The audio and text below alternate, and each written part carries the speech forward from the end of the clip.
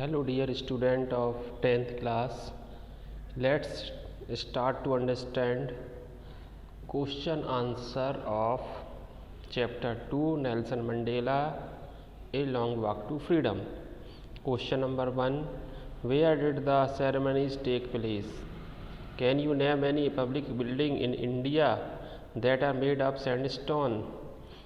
तो कहाँ पे हुई थी ceremony? The ceremony took place in the campus of the United building of Pretoria. Pretoria शहर के जो वहाँ पे यूनियन बिल्डिंग थी उसके कैंपस में जो ओथ टेकिंग सेरेमनी हुई थी। Which were attended by dignitaries and leader of many nation, जिसमें बहुत सारे देश के राजदूतों ने और नेताओं ने हिस्सा लिया था। अब उसमें पूछा है कि can you name any public building in India that are made of sand stone, जो बलुआ पत्थर से जो बिल्डिंग बनी है इंडिया में, तो Rashtrapati Bhavan and red fort are buildings made of red sandstone, लाल बलुआ पत्थर से बनी हुई हैं। Number 2, can you say how 10th में is an autumn day in South Africa? किस तरह से एटम डे होगा ये? Because a South Africa is in the southern hemisphere में fall in the autumn season चालू हो जाता है 10th मई को, जो दक्षिणी हेम्पशायर का जो हिस्सा है वहाँ पर, इसलिए एटम डे कहा गया।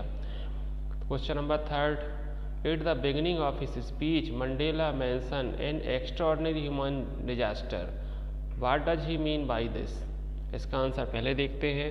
Bye an extraordinary human disaster Mandela means to state, extraordinary human disaster मतलब असाधारण तरीके से मानवीय आपदा से मतलब था the practice of apartheid in South Africa, जो रंगभेद की जो नीति थी साउथ अफ्रीका में, उसके लिए उन्होंने यूज किए ये word.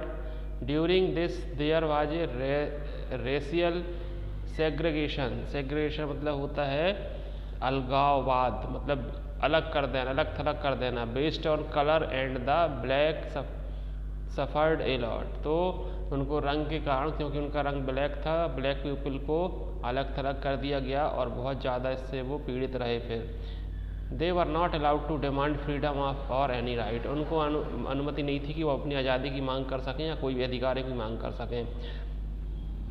Mandela himself did spend many years on infamous Robben island में, उन्होंने बहुत सारे अपने जीवन के वर्ष व्यतीत किए एज ए प्रिजनर, कैदी के रूप में। Where he was beaten mercilessly, जहाँ पर उनको पीटा जाता था, मर्सीलेसली मतलब बिना किसी निर्दयता से।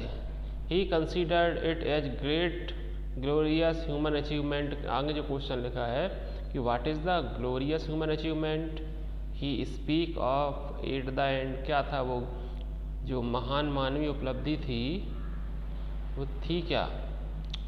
तो he considered it as great glorious human achievement that a black person became the president of a country where the blacks were not even considered human being, कि जहाँ पे ऐसा मतलब मानव तक नहीं समझा जाता था ब्लैक पीपल को, मतलब मनुष्यों के अंदर गिनती तक नहीं की जाती थी, तो उस देश में वो प्रेसिडेंट बन गए। इस बात के लिए उन्होंने ये वर्ड यूज किए थे, glorious human achievement. Question 4, what does Mandela thank for the international leader for? अच्छा क्वेश्चन है, 3rd और 4th दोनों किस लिए धन्यवाद देते हैं? मंडेला फेल्ट वेरी प्रिविलेज, बहुत ज़्यादा प्रिविलेज महसूस करते हैं, मतलब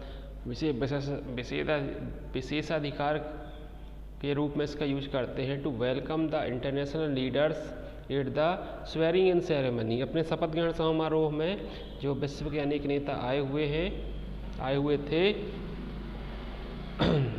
उनका स्वागत करने के लिए वो because not to long ago, अभी बहुत लंबा समय नहीं हुआ था, the south Africans were considered outlaw, अलग थलग कर दिया गया था साउथ अफ्रीका को सारे देश में, क्योंकि रंगभेद की नीति के कारण बहुत सारे प्रतिबंध लगा दिए गए थे।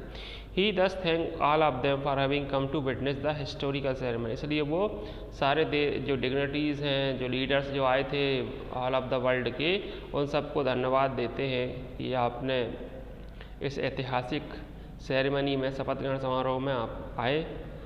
This was a gesture of international recognition of A newly born free democratic nation, ये एक तरह से गेस्चर था, संकेत था कि जो अंतर्राष्ट्रीय पहचान मिली इस नई जन्मी जो लोकतंत्र का जन्म हुआ है साउथ अफ्रीका में। And it could be consider as a common victory for justice, peace and human dignity. और इसको मान सकते हैं एक आम विजय है जी न्याय की, शांति की और मानवीय आत्मसम्मान की। Question number 5,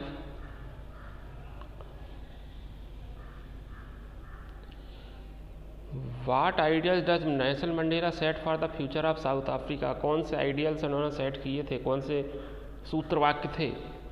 Mandela set for ideals of liberating people, लोगों को अभी आज़ाद करना है। किन चीज़ों से अभी आज़ादी बची हुई है, बॉन्डेज ऑफ पॉवर्टी, जो गरीबी की जंजीरों में जो जकड़े हुए हैं, डिप्राइवेशन मतलब अभावग्रस्त जीवन से उनको आज़ादी दिलाना है, एंड सफरिंग और जो पीड़ित हैं, शोषित हैं, उनको मुक्त करना है।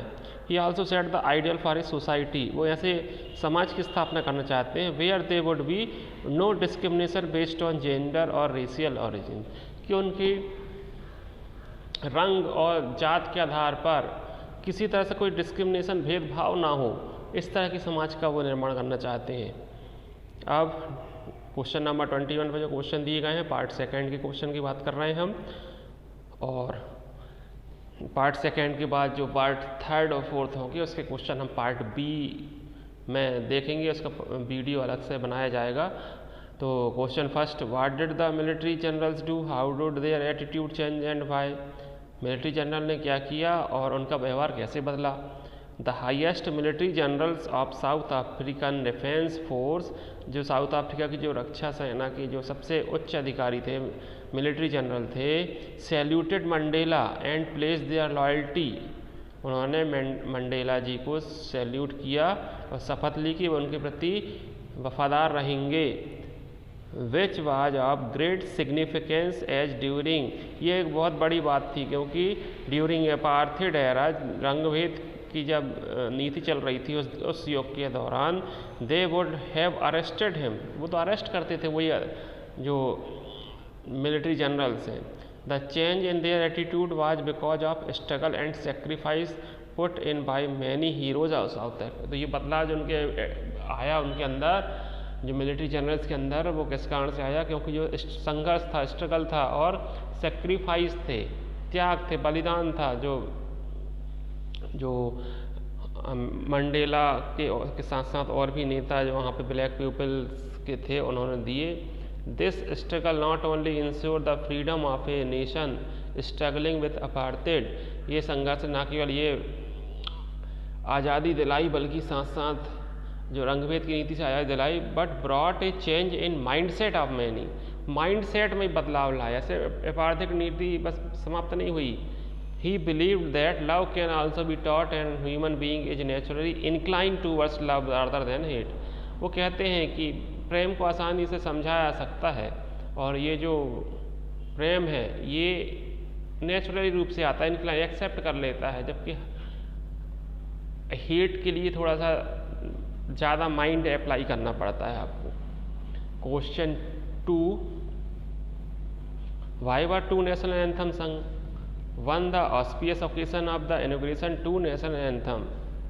तो वन नहीं है, जब ऑन है यहाँ पर आप सुधार लेंगे, ऑन द ऑस्पियस ओकेशन, इस शुभ अवसर पर, किस शुभ अवसर पर जो उद्घाटन होने जा रहा था, जो स्वतंत्रता की नींव रखी जा रही थी, ये 2 नेशनल एंथम गाए गए थे, one by the white and one by the black, symbolising the equality of black and the white version, equality दर्शाने के लिए कि वाइट भी नेशनल एंथम अपना गा रहे थे, ब्लैक भी गा रहे थे, कि दोनों सबके बीच इक्वलिटी हो, इस बात को सिम्बलाइज करने के लिए। Question number 3, how does Mandela describe the system of government in his country, ये किस तरह से अपने देश की गवर्नमेंट के बारे में बताते हैं इन द फर्स्ट डिकेड, पहले डिकेड में, और फाइनल डिकेड जब वो प्रेसिडेंट बने 20th सेंचुरी तब की बात हो रही। तो फर्स्ट डिकेड में क्या हुआ था, in the first decade of the country century the white erected a system of racial domination against the black, जो वाइट पीपल थे उन्होंने इस तरह का सिस्टम बना लिया ताकि वो डोमिनेट कर सकें, किस पे कर सकें, ब्लैक पीपल पे डोमिनेट कर सकें, उन पे अपना प्रभुत्व जमा सकें, दस creating the basis of one of the hardest and the most inhuman society the world had ever known. और उन्होंने जो दुनिया जानती सबसे ज़्यादा हार्शेस्ट, कठिन और अमानवीय समाज का जन्म दे दिया उन्होंने।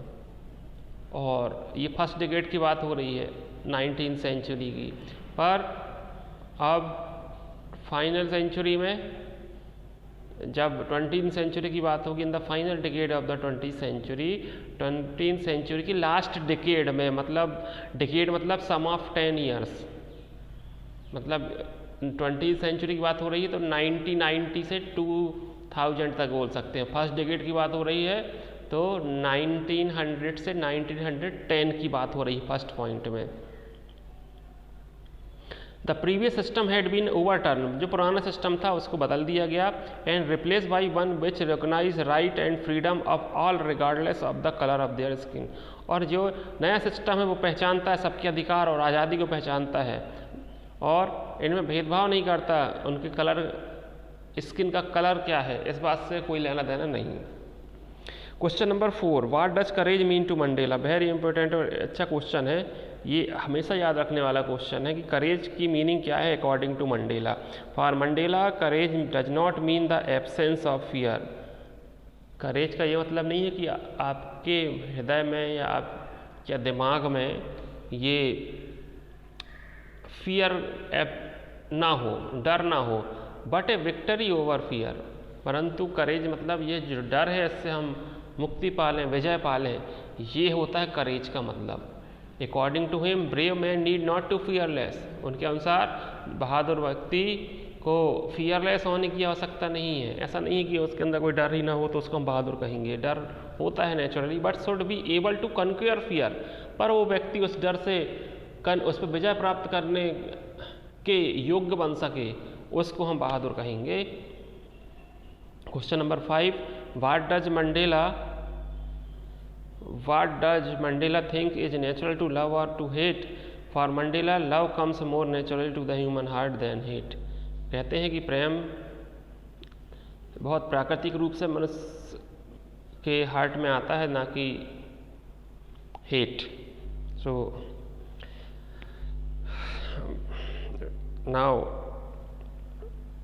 it's time to wrap up this first part of explanation of question answer of chapter 2. We will meet in second part. Thank you.